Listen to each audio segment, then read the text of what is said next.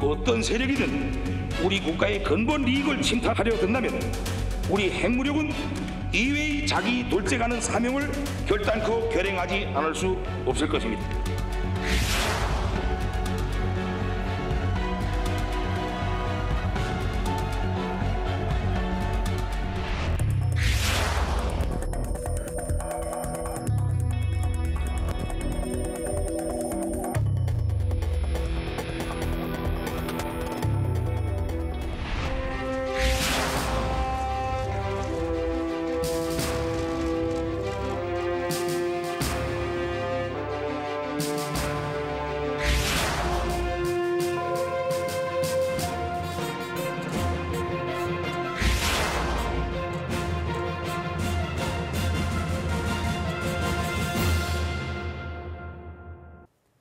시청자 여러분 안녕하십니까? 남북의 창 시작하겠습니다.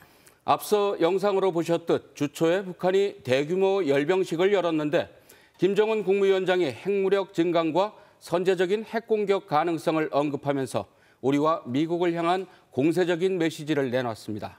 이런 가운데 다음 달에 새 대통령이 취임하고 21일엔 한미 정상회담이 서울에서 열릴 예정인데요. 북한의 공격적 행보에 대응해서 어떤 해법을 찾아낼지 주목됩니다. 네, 남성욱 고려대 통일외교학부 교수와 함께 이런 일련의 한반도 상황을 짚어보고 앞으로의 남북관계 전망해 보겠습니다. 네, 안녕하십니까? 안녕하십니까? 네, 한반도는 늘 격동의 시간에 서 있는 것 같습니다.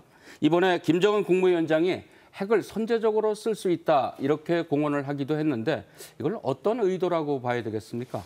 예, 일단은 자신들의 근본 이득이 침탈될 때는 핵을 종전의 방어적 입장에서 선제적으로 또 먼저 공격적으로 사용하겠다는 입장을 밝힘으로써 굉장히 충격적인 입장이라고 볼 수 있겠습니다.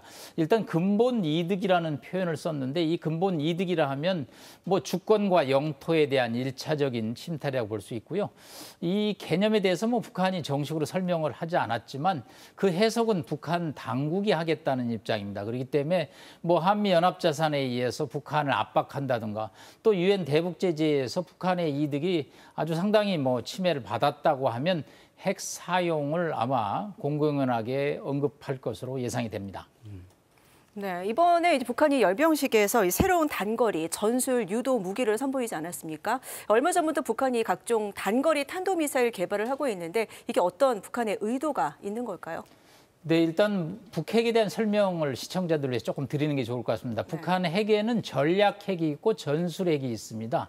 일단 크게 구분해 볼 때 전략핵은 대규모 공격을 하는 것입니다. 뭐 도시 하나 전체를 공격하는 것이죠. 반대로 전술핵은 이 핵무기 크기를 소형화시키고 작게 만들어서 특정 지점을 공격하는 것이죠. 그러면 이 핵무기를 상대 국가에게 쏘아보낼 투발 수단이 필요하겠죠. 그것이 바로 미사일입니다. 예를 들어서 뭐 단거리 500km 이내라면 우리 남측의 한반도가 해당이 되겠고요. 1500km에서 2500km 가면 일본 열도를 지나가겠죠. 아마 미국 로스앤젤레스를 공격하려면 태평양을 건너가기 때문에 10,000km, 이건 이제 대륙간 탄도미사일, 저희가 속칭 ICBM이라는 미사일이 필요한 거죠. 최근 들어서 ICBM 뭐 화성 17호 성공 가능성과 함께 단거리 미사일 집중 개발을 선언하고 있는데 이것은 아무래도 한반도가 사정거리에 들어가기 때문에 저희로서는 상당히 긴장하지 않을 수 없습니다. 네. 그래서 그런지 이번에 김정은 위원장의 이제 발언을 놓고서 한국, 우리나라와 미국의 반응에 좀 온도차가 있다, 이런 얘기들이 나왔어요. 일단 미국 입장이 로우키고 저희는 조금 긴장을 했습니다. 네. 인수위에서 일단은 삼축 체계, 미사일 방어 체계로 북한의 어떤 미사일 공격을 강력하게 방어하겠다는 입장을 발표했습니다. 다만 미국은 이것이 뭐 대륙간 탄도미사일을 통해서 워싱턴에 떨어질 가능성이 아직은 약하다고 봤는지 대화와 협력을 통해서 북한 문제를 풀겠다라는 입장을 표명했는데요. 아무래도 미국은 지금 우크라이나 사태로 러시아와 계속 긴장 국면을 이어가기 때문에 북한과 또 한 번의 긴장 국면을 유발한다면 전선이 넓어짐으로써 미국 입장에서 대응하기가 좀 불편하겠죠. 그렇기 때문에 일단은 북한은 로우키로 관리를 해가면서 우크라이나 문제에 집중하고 북한이 도발의 레드라인을 만약 넘는다면 그때는 또 미국도 적극적인 또 대응 자세를 보일 것으로 보입니다. 네. 조금 다른 질문을 드려볼게요. 이번 열병식에 이 김정은 위원장이 원수복, 하얀색 원수복을 입고 등장을 했는데 이걸 어떤 의미로 좀 봐야 될까요? 대자뷰라는 단어 쓰죠. 기시감. 어디서 많이 본 건데, 이거 할아버지 생각이 나죠. 네. 김일성이 지난 1980년 또 당시에 이제 대원수라는 그럴 때 이 옷을 입었습니다. 네. 저희가 이 복장에 있는 견장, 이 계급장을 봤는데 유사하기는 합니다. 그 당시 할아버지 김일성이 착용했던 견장하고 다만 지금 이제 2012년에 김정은 위원장이 원수는 됐습니다. 그러나 이제 거기에 한 단계 더 붙여서 그레이트 대원수가 지금 추대됐는지는 아직 분명치는 않거든요. 네. 그렇기 때문에 이 계급장은 유사하나 이것이 진짜 대원수로 추대됐는지는 조금 더 확인이 필요하고요. 인민들에게 주는 메시지죠. 할아버지가 갑자기 환생한 느낌을 주는 거죠. 이 주민들 입장에서는 우리의 지도자가 김일성, 김정일을 거쳐서 김정은을 왔지만 우리의 지도자가 영원히 함께한다라는 그 북한식의 표현을 각인시켜주는 그런 모습이라고 볼 수 있겠습니다. 네, 이번에는 우리 새 정부 출범 뒤 남북 관계를 포함한 한반도 정세 한번 짚어보겠습니다. 다음 달 10일 새 대통령이 취임하는데 이 열 하루 뒤 서울에서 한미 정상회담이 이제 열릴 예정이잖아요. 한반도 문제가 최우선 의제가 될지 또 한미 정상 간 어떤 합의나 대화가 오갈지 이게 궁금하지 않을 수 없어요. 일단 방한 의미가 조금 색다른 것 같아요. 일단 윤석열 당선인이 대통령 취임한 지 11일 만에 네. 초단기로 회담을 하고요. 미국 대통령이 서울을 방문해서 새 대통령과 정상회담을 하는 것은 지난 93년에 김영삼 클린턴 대통령 회담 이후에 지금 거의 20여 년 만에 처음입니다. 일단 바이든 대통령이 도쿄에서 열리는 쿼드 회의죠. 즉 일본, 호주, 인도, 미국의 협의체의 회담에 앞서서 서울을 먼저 들리고 도쿄로 가서 회담에 합니다. 일단 굉장히 한미동맹에 중심을 두고 있고 한미동맹을 의미를 부여하는 그런 방한 정상회담이라고 볼 수 있고요. 일단은 안보 입장에서는 지난 5년간의 한미동맹이 A+ 동맹에서 A 정도로 좀 그레이드가 낮아진 측면이 분명히 있습니다. 그래서 미국 입장에서는 이 한미동맹을 A+ 동맹으로 다시 복원시키는 가치 동맹으로서 복원시키는 그런 회담을 둘 것으로 보고요. 여기서 이제 더 나가면 앞으로 쿼드의 한국 가입 등이라든가 최근 또 나토에 6월 달에 열리는 회담에 이제 우리 윤석열 대통령을 초청한다는 의견이 나오고 있는데 하여튼 정치 안보 측면에서는 한미동맹을 강화하는 회담이 될 수 있을 것 같고요. 네, 이 한미 정상회담이나 이 대통령 취임식을 전후로 해서 북한이 또 도발을 하지 않을까 이런 얘기도 조심스럽게 나오고 있는데 특히 이 풍계리에서 이 갱도가 복구됐다 이런 보도도 나오고 있지 않았습니까? 어떻게 보시나요? 네, 7차 핵실험에 대한 뉴스가 나오고 있어서 상당히 걱정스럽습니다. 함경북도 길쭉은 풍계리 만탑산 이제 3번 갱도가 지금 복구가 진행이 되고 있습니다. 핵실험을 하기 위한 예비 조치가 아니냐고 지금 저희가 분석을 하고 있습니다. 사실 6차 이 핵실험 이후에 7차 핵실험이 임박한다면 이거 상당히 긴장하지 않을 수밖에 없고요. 특히 김정은 위원장의 핵 선제 공격 발언이 나왔기 때문에 이 7차 핵실험은 아마 한반도의 안보 지형을 크게 흔들 것으로 보입니다. 이제 북한의 핵 사용이 공격적으로 간다면 우리가 어떻게 해야 될 것이냐. 즉 결국은 한미 동맹을 통해서 즉 확장 억제라는 개념을 쓸 수 있는데요. 확장 억제라 하면 미국의 핵무기를 통해서 한국의 안보를 지키는 그런 이제 한미 간의 합의가 좀 더 확고히 돼야지만 저희가 한반도의 안보를 지키지 않겠느냐. 저희는 사실은 핵무기가 없기 때문에 북한의 핵무기에 대해서 대칭적으로 대응하기가 매우 어렵습니다. 결국은 한미동맹에 같이 해서 확장 억제 전략으로 북한의 핵 공격을 막아야 되는 상황이기 때문에 7차 핵실험이 이루어진다면 윤석열 정부가 출범하고 상당한 이 안보 시험대에 오를 수밖에 없다고 봅니다. 네, 4.27 판문점 선언이 4주년이 지났지 않습니까? 이 판문점 선언이나 9.19 남북 군사 합의 같은 이런 남북 간 합의들이 앞으로 이 새 정부에서도 그대로 유효하게 이어지겠습니까? 그동안은 뭐 남북 관계가 좀 많이 상황이 달라져서 말이죠. 근데 문재인 정부의 뭐 대북 정책을 다 폐기할 수는 없고 그렇다고 다 계승 발전시키기도 좀 어려운 상황이죠. 아마 북한의 7차 핵실험이 이루어진다면 문재인 정부가 추진했던 여러 합의들은 사실상 준수하기는 쉽지 않을 것으로 보입니다. 그러나 북한이 도발을 하지 않고 또 새 정부하고도 대화 협력을 희망한다면 뭐 이런 또 합의도 상당 부분 유효할 수가 있겠습니다. 이 모든 문제는 뭐 새 정부도 역시 남북 관계 발전을 희망하고 있기 때문에 북한이 결국은 키를 쥐고 있다고 볼 수 있겠습니다. 북한 입장에서 새 정부가 출범한 지 1년도 안 돼서 뭐 상당한 핵실험과 같은 군사 도발을 한다면 새 정부가 대북 정책을 추진할 여력이 상당히 줄어들 수밖에 없죠. 그래서 당분간 새 정부가 새 정책을 발휘할 때까지 북한도 인내심을 발휘하면서 남북이 대화의 접점을 찾아 나가는 노력을 기울인다면 뭐 문재인 정부가 추진했던 합의도 상당 부분 개선 발전시킬 수 있다고 봅니다. 네, 이 남북관계 전문가로서 남 교수님께서는 뭐 개인적으로 이 새 정부의 대북 정책의 방향 뭐 어떻게 펼쳐져야 된다고 생각하십니까? 네, 개인적으로 이 정권이 교체될 때 남북관계가 어렵습니다. 저는 이명박 정부 시절에 2007년에서 8년 넘어갈 때 이제 이 정부 일을 맡았는데 이게 이제 정부가 우리는 바뀔 때 인계인수가 정확하게 이루어지지가 않습니다. 그렇기 때문에 새 정부는 과거 정부의 내용을 정확하게 파악하지 못하기 때문에 새로운 관계로 시작을 하려고 합니다. 그러나 북한 입장에서는 나만의 그 정부가 그 정부라고 다 생각을 하죠. 그렇기 때문에 왜 새 정부가 과거 정부의 합의사항을 준수하지 않느냐. 그 자체로서 불만을 제기하고 문제 제기를 하고 또 그것이 관철되지 않으면 천안함, 연평도 같은 군사 도발이 일어나거든요. 그래서 문재인 정부가 일어났던 5년간의 여러 가지 내용들을 윤석열 정부에게 가능한 한 정확하게 인계인수를 하고 그중에 또 이어받을 건 이어받고 또 조금 수정할 것은 수정하는 그런 소통이 저는 이 대북 정책 수립의 가장 중요한 변수라고 봅니다. 네, 남성욱 교수와 함께한 한반도 진단 여기서 마무리하겠습니다. 말씀 감사합니다. 고맙습니다.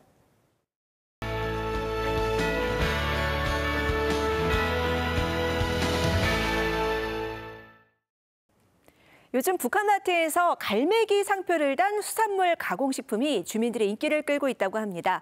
명란젓 같은 젓갈류는 기본이고 명태, 섭조개, 또 미역 같은 수산물을 즉석식품 형태로 만들어서 파는 건데요. 갈매기 상표의 인기 비결 전해드립니다. 삼면이 바다인 이곳엔 수산물 가공품만 전문적으로 생산하는 갈마 식료 공장이 있습니다.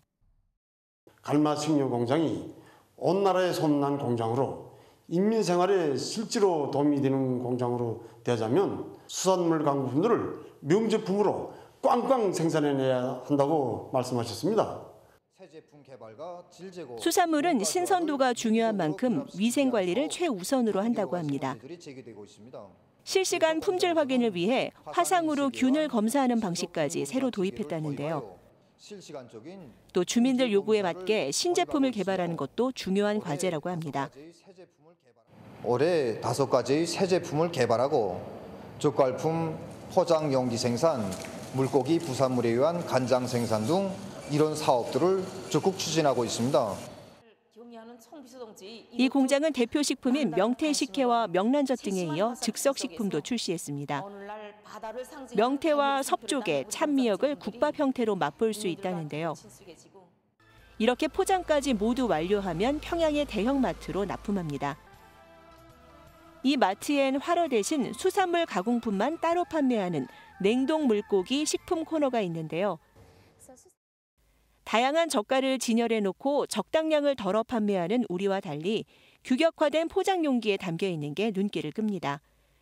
수산물 가공품들을 받아 안고 기뻐하는 우리 손님들의 모습을 볼 때마다 인민 사랑의 뜻을 더 높이 받들어서 봉사에서 인민성을 구현하기 위하여 적극 노력하고 있습니다. 갈마 식료공장은 수산물 가공 공장의 본보기로 꾸리라는 김정은 위원장의 지시로 2014년 건설했는데요. 여기 공장 상호와 상표도 우리 경리하는 청미서 동지께서 다 이름 지어주셨다는 것을 알게 되었습니다. 황해남도 서해안에 위치한 금산포 젓갈 가공 공장과 더불어 북한의 대표 수산물 가공 생산 기지로 자리 잡고 있습니다.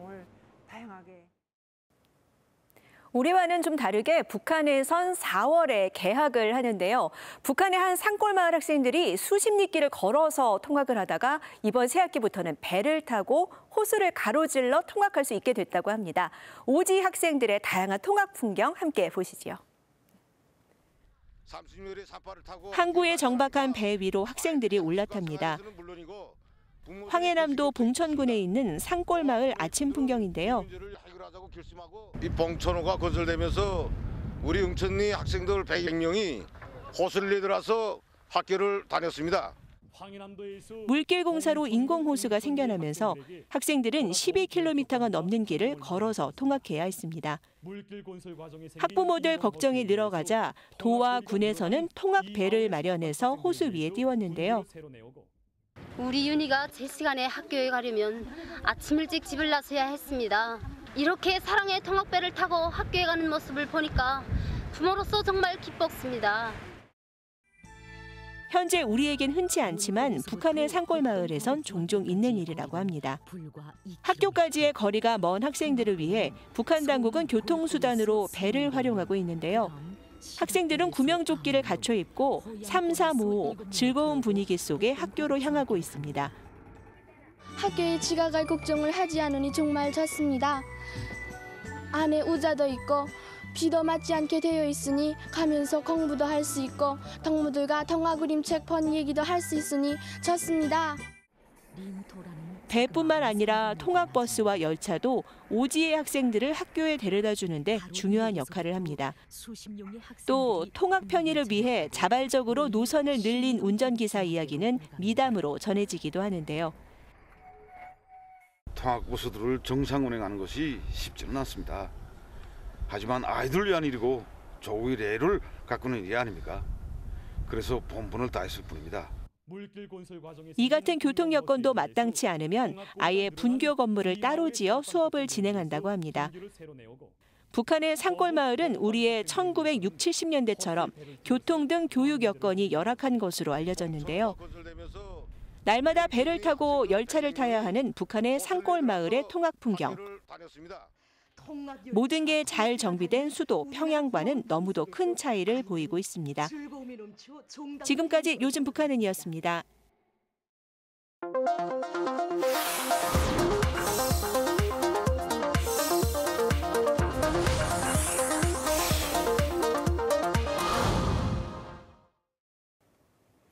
이번 열병식에서 보듯 북한은 전략무기 등을 대거 선보이며 국방력을 과시하고 있는데 경제 사정은 여전히 어렵습니다. 네, 2년 전 북한의 경제 성장률은 1997년 이후 23년 만에 최저치를 기록하기도 했는데요. 북한 당국이 내놓은 해결책은 자력갱생, 바로 이 말입니다. 재자원화라는 법까지 만들었는데요. 한 번 쓴 자원을 재활용해서 다시 자원으로 만들어 써라, 이런 겁니다. 네, 그 법을 만들고 2년이 지난 지금 성과는 어떨까요? 오물도 보물처럼 생각하라는 북한의 재자원화 정책, 클로즈업 북한에서 분석했습니다. 북한의 단편 영화 내가 찾은 보물. 운동에 한창이던 주인공 영찬의 눈에 깨지고 낡은 플라스틱 용기들이 들어온다. 내 이거 그 말했는데 내가 버리고 말아야지. 야, 이거 옆집에서 동네방네 버려진 재활용 쓰레기를 모아오는 아내를 타박까지 하는 영찬. 방금 여기 있던 어물도 아니, 내가 뭐란 거 다 버렸어요? 이야, 그 아까운 거. 아까워? 아니 이거 당신 그 뭐가 잘못되지 않아서? 남이 쓰다 버린 이런 어지러운 걸 들고 다니셔야 되겠어? 구차스럽게. 근데 저건 뭐예요? 피복 공장 직장장이기도 한 영찬은 공장에 필요 없다고 생각되는 물건도 가차없이 버릴 것을 지시한다. 야, 우리한테 필요 없는 저런 게 원물이지 딴 게 원물이야? 이제 당장 내다 버려. 싹 다. 하지만 이내 상황은 역전되고 만다. 화단 울타리를 만들어야 하는데 내다 버린 폐수지들이 절실하게 된 것이다. 결국 영차는 버린 쓰레기를 되찾기 위해 뇌물 공세까지 펼치고 이거 정말 급해 그러니 좀 도와줘. 수지 울타리 얼마요? 내 거 2배, 안에 그 3배 돈을 물겠으니까. 영화는 폐기물을 함부로 하지 말라는 메시지로 끝을 맺는다. 여보, 당신이 보리라던 어물이 얼마나 귀한 건지 이젠 알겠죠? 그래, 제자원아, 내 오늘 정말 귀한 보물을 찾았어. 북한이 폐기물을 재활용한 제품 생산을 본격화한 것은 1984년 8.3 인민소비품 창조운동 때부터다. 인민소비품 전시회를 찾은 김정일 국방위원장이 폐자재를 이용한 소비품 생산을 늘리라고 지시한 것이다. 비슷한 시기 우리도 폐지와 유리, 플라스틱 등을 수거해 재활용한 것과 비슷해 보이지만 그 성격은 전혀 달랐다. 한국이 자원 절약과 환경 보호에 중점을 두었다면 북한의 경우 외화 부족에 따른 원자재 수입난 극복이 우선이었다. 재자원화 자체 갖고 있는 사실 중요성이나 가치보다는 북한 주민들한테 제공해야 될 소비품이 부족하고, 근데 이 소비품을 생산하는 데 필요한 자원들을 넉넉하게 보장해주지 못하면서 오히려 소비품을 만드는데 자원이 부족하니까 기존의 자원들을 최대한 활용해라라고 한 취지에서 좀 이루어진. 최근 들어 북한의 재자원화 정책은 더욱 강화됐다. 2019년 최고인민회의를 통해 재자원화를 중요 경제 전략으로 내세웠고, 조선민주주의인민공화국 재자원화법을 채택함에 대하여 1년 뒤인 2020년엔 재자원화법을 제정하고 공표했다. 지난해엔 김정은 위원장까지 직접 나서 재자원화 실현을 체근했다. 원료와 자재의 국산화, 재자원화를 실현하는 데서 사업을 방법론 있게 해나가야 합니다. 장기화된 대북 제재는 물론 코로나19 대유행으로 국경까지 봉쇄하면서 원자재 수급난이 극심해지자 다시 재자원화를 통한 자력 갱생을 내세워 돌파구를 마련하겠다는 의도로 보인다. 생산에 필요한 자원들을 확보하기가 어려워지니까 이것들을 최대한 내부에서 끌어내야 된다. 재자원화 사업을 통해서 필수적으로 이제 필요한 자원들을 만들어내야 한다라고 얘기를 하고 있어서, 그런 경제 파트에서 자력갱생함에 있어 가장 기본적인 첫 출발점인 이 자원 제약의 문제를 푸는 데는 재자원화가 좀 효과적이라 보고 있고. 그렇다면 북한의 재자원화 정책은 어떤 효과가 있을까? 지금 여러분이 보시는 이 연필통이나 이 비닐방막, 그리고 이 학습장도 모두 재자원화 도구로 만들어진 것입니다. 지난 1년간 조선중앙TV는 재자원화 성과물을 주제로 한 시리즈물을 내보내고 있다. 한 인쇄 공장에선 종이 생산의 70%를 파지로 해결하는 것은 물론 생산 과정에서 나오는 폐수까지도 모두 재활용하고 있다고 전하고 있다. 이제까지 그 공정을 돌아보니까 생산의 앞 공정부터 마지막 공정 이르기까지 이 모든 것이 다 이거 재자원화로 사업이 진행되고 있는데 정말 실리적입니다. 그렇습니다. 이거 이제 그 원료 이제 그 누설돼서 나가거나 폐수 속에 있는 거 다 이제 그 재생 이용하게 한 사업들도 하면서 우리 공장에서는 진짜 버릴 게 하나도 없습니다. 가방, 신발과 같은 대중 소비품부터 산업 생산물까지 재자원화 품목도 다양화하고 있다고 주장한다. 심지어 전문 가공기업이 아니더라도 재자원화에 뛰어들어 성과를 내고 있다며 오물 처리를 전담으로 하는 이 공장은 보도블럭과 같은 각종 건설 자재들을 집중 생산하고 있다고 전한다. 어물이 정말 그야말로 버물이 됐다. 이까지 말이 쉽지 옳지 않습니다. 그래서 해야지 하면 안 됩니다. 무조건 죽더라도 해야 된다. 하는 관점이 서면 방도가 나아지고 묘책이 생기고 그다음에 오케이 해야 된다는 방향이 선담합니다. 하지만 이 같은 재자원화를 통한 경제 성과는 크지 않을 것이란 평가가 지배적이다. 특히 북한이 재자원화 지식과 신기술에 접근할 수 있는 기회가 부족한 점은 근본적 한계라는 분석이다. 이런 산업 폐기물들을 재자원을 만든다고 하는 건 사실 굉장한 기술들도 같이 결합이 돼야 되는, 북한은 지금 그런 기술을 갖고 있다 보기는 어려우니까는 각종 재료에 이제 쓰고 남은 부분들을 어떻게 재활용해서 새로운 물건을 만들까라고 하는 약간 초보적인 단계에서의 재자원화 사업들을 독려하고 있다라고 이해하시면 조금 더 현실을 잘 설명할 수 있을 것 같습니다. 이런 가운데 북한은 최근 폐기물 회수에 주민 동참까지 독려하고 나섰다. 재자원화를 하자면 그 원천이 있어야 합니다. 여기는 지역마다 설치된 수매소에 빈병 등의 재활용품을 모아오면 필요한 생필품으로 교환해 주도록 한 것. 아이고, 또 왔구나 우리 주한 할머니. 그런데 방송에선 새 제품을 받아가는 경우보단 자발적 동참 사례를 더욱 부각시키고 있다.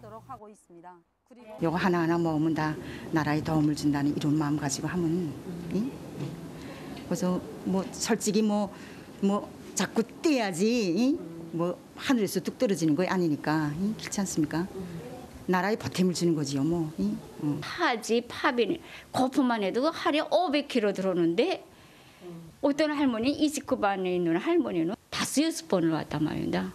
5-6번을 와서 수매를 하면서 우리가 이거 이렇게 해서 나라에 보탬을 된다면 얼마든지 하겠다고 길면서 수매하는 주민들이 많았단 말입니다. 주민들의 애국심에 기대는 것이다. 한편에선 폐기물 자체가 턱없이 부족하다는 이야기도 나오고 있다.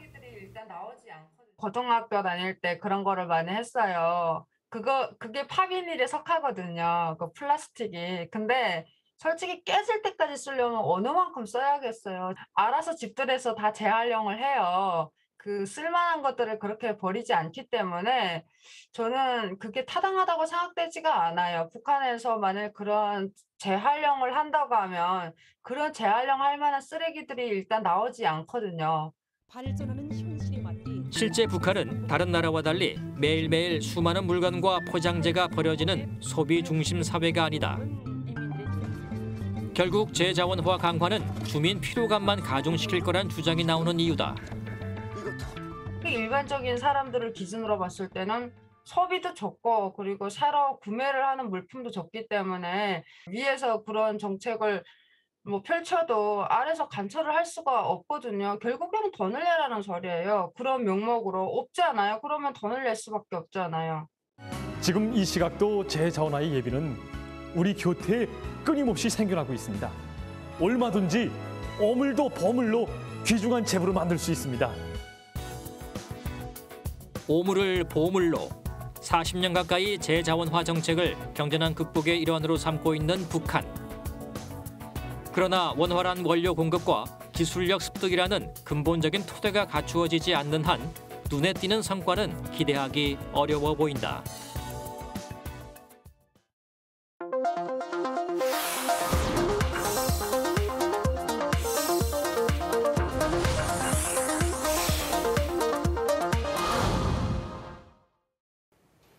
폐쇄적인 북한은 외국인들에겐 호기심을 자극하는 나라이기도 할 겁니다. 네, 그래서 코로나19 대유행 전에는 북한을 다녀온 외국인들도 꽤 있고 또 관련 영상도 종종 볼 수 있었는데요. 이하영 리포터, 이 북한 여행 영상을 제작한 외국인 유튜버 만나고 오셨다고요? 네, 네덜란드에서 온 바트 씨인데요. 2018년 말에 다녀온 북한 여행기가 유튜브에서 큰 인기를 얻기도 했습니다. 네, 이분은 우리나라도 곳곳을 여행하면서 해외에 한국을 알리고 있지 않나요? 네, 남북 분단의 현장을 피부로 느낄 수 있는 곳을 주로 여행하며 세계인들에게 한국을 알리고 있는데요. 또 6.25 전쟁 때 참여했던 네덜란드 참전 용사들과 한국인들 사이를 연결하는 가교 역할도 하고 있습니다. 저와 함께 바트 씨 만나러 가보시죠. 중국에서 출발한 기차가 압록강을 건넙니다. 신의주에 들어서자 김일성, 김정일 부자의 초상화와 함께 이른바 태양 호텔로 불리는 원형 아파트가 눈에 들어옵니다. I did that on purpose because I thought I don't want to sleep or feel sleepy in the train in North Korea because I want to see everything outside. It's super shiny, so everything is really clear. So I don't want to do it that much. 북녘의 소소한 일상과 풍경을 카메라에 담아온 바트 반 그늑튼 씨. 네, 안녕하세요. 저는 네덜란드에서 온 유튜브 하는 바트라고 합니다. 바트 씨는 남북 관계에 훈풍이 불었던 2018년 말부터 2019년 초까지 5박 6일간 평양과 개성을 다녀왔는데요. 냉전 시대 동서로 나뉘었던 유럽의 역사를 공부하면서 북한에 대한 관심이 생겼다고 합니다. 저는 한국에서 사는데 아마 아빠도 돌아가시면 빨리 같이 하는 게 빨리 여행 같이 하고 싶어요. 그래서 우리 둘 다 북한 관심이 많아서 같이 그냥 북한 가고 싶었어요. 2019년 새해를 평양에서 맞이하고 또 어른들과 달리 스스럼 없이 다가오는 북한의 아이들이 기억에 남는다고 합니다. Let's say all together, Happy New Year. Happy New Year. 나 조선. 악수, nice to meet you. 그 영어로 쉽게 이야기하고 아기도 너무 궁금한다고 했어요. 그래서 같이 놀았어요. 너무 잘 기억해요. 벽이 없어요. 그래서 쉽게 그냥 자유롭게 이야기해요. 낯선 이방인을 대하던 북한 주민들의 모습은 조금도 잊히지 않는 기억입니다. 왜 진스 입고 있는데 왜 고장 난 옷 입어요? 고장 난 옷? 네네네. 이거 디자인. 디자인. 네. 너무 신기해 생각한다고 해요. 하지만 남북 관계가 경색되고 코로나19가 길어지면서 다시 북한을 방문하긴 어렵게 됐는데요. 대신 최근에는 북한에서 떠내려온 쓰레기들을 줍기 시작했습니다. 중국인들, 러시아인들도 못 가요, 북한에. 북한 쓰레기도 알게 될 수 있어요. 그 무슨 디자인, 뭐 마셔요, 다 알게 될 수 있어요. 그 ingredients. 한국어 어학당에 다니면서 한국에 관심을 갖게 된 바트 씨. 그는 북한 여행뿐 아니라 우리가 잘 모르는 한국의 모습들을 전하고 있습니다. 바트 씨는 지난해 여름엔 자전거로 전국을 일주하기도 했는데요. 한국 대해서 생각하면 서만 생각하는 사람 많아요. 자전거로 한국 다 보고 싶었어요. 그래서 갔어요. 고성부터 그 부산 땅끝서까지 2,000km 탔어요. 혼자로. 특히 역사적으로 비극적인 곳을 체험하는 다크 투어리즘을 한국 여행의 주제로 잡았습니다. 그래서 북한의 금강산댐 수공을 방어한다며 건설한 강원도 평화의 댐을 방문하기도 했는데요. So on top of the Peace Dam, it's a huge construction. The scenery, the view, stunning. It's beautiful. 영상으로 평화의 댐이 만들어진 배경을 설명하며 많은 사람들에게 분단의 현실을 전하기도 했습니다. 바트 씨는 남북 분단의 아픈 역사도 함께 기록하고 있는데요. 외국인의 눈에 비친 한반도의 상황은 어떤 모습일까요? 바트 씨의 북한 여행기 다음으로 많은 관심을 받은 영상이 있는데요. 바로 한국 전쟁에 파병됐던 네덜란드 군인들에게 선물을 전하는 영상입니다. 한국인 아내와 함께 네덜란드를 방문해서 한국 사람들의 정성 어린 편지를 전했는데요. 뭐예? 뭐지? Good. 한국에 오면 우리 그냥 관광 투어 만들어요. 근데 그 투어는 조금 포멀이에요. 그래서 한국인도 못 알아요. 잠정 형사 와서 그냥 못 만나서요. 그래서 제 영상으로 한국들은 잠정 형사 같이 그냥 다리 만들었어요. 그렇게 생각해요. 했어요.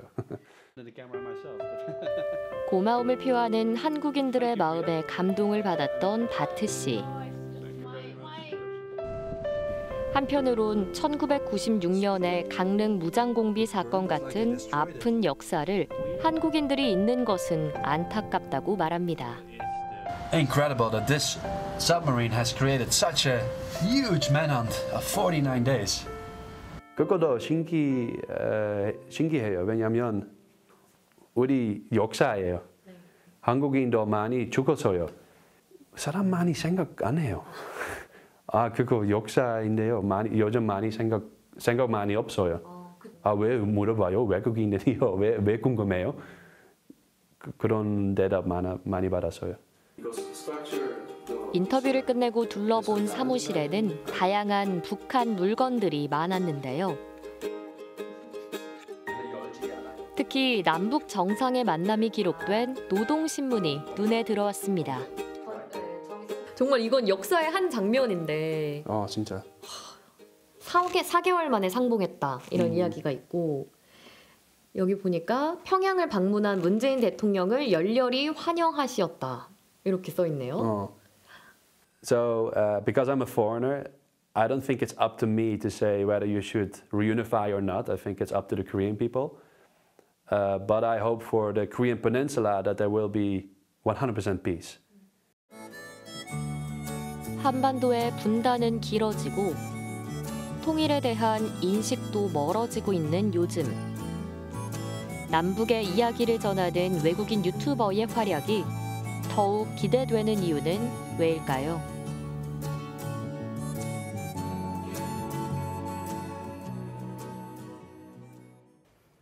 참꽃이며 벚꽃이 다 피고 지도록 계절이 변하는데 한반도는 아직도 겨울에 있는 듯 냉랭한데요.